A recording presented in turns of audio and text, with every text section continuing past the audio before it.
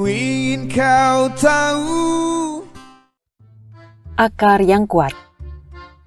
Ada dua orang tua yang hidup bertetangga. Keduanya sama-sama sudah pensiun.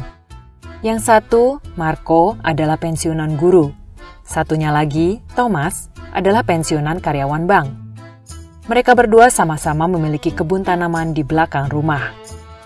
Marco biasanya hanya menyirami tanaman di kebunnya dengan sedikit air. Sementara Thomas akan menyirami tanamannya dengan air yang sangat banyak. Terlihat jelas sekali bedanya. Tanaman di kebun milik Marco tampak tidak terlalu rimbun, sementara tanaman milik Thomas tampak rimbun dan tumbuh sangat subur. Suatu hari terjadi hujan badai kecil. Hujan badai itu tidak terlalu besar, namun berlangsung semalaman.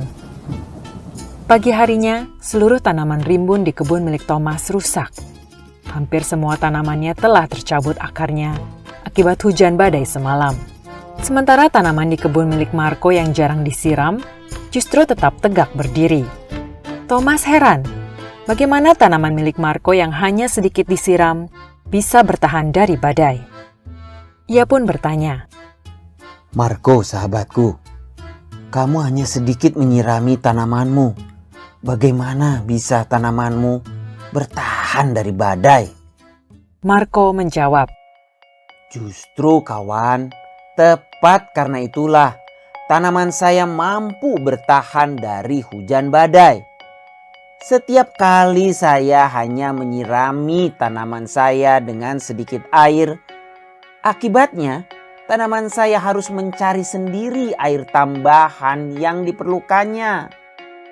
Yang pada akhirnya membuat akar tanaman saya terus berkembang jauh ke dalam tanah dan juga menjadi sangat kokoh.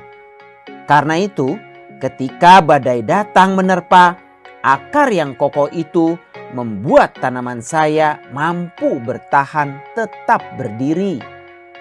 sebetulnya ini adalah kisah mengenai pengasuhan. Jika seorang anak terbiasa diberi kemudahan, mereka tidak akan pernah tahu apa artinya perjuangan. Dan ketika cobaan datang dalam kehidupan, mereka akan bingung bagaimana harus menghadapinya. Sementara anak yang terbiasa harus berjuang, mereka akan tumbuh menjadi orang yang kuat, kokoh bagaikan akar pohon yang terbiasa harus mencari tambahan air sendiri. Dan ketika cobaan datang dalam kehidupan, mereka sudah siap untuk menghadapinya. Ajari mereka cara berjalan, namun biarkan mereka menapaki jalannya sendiri.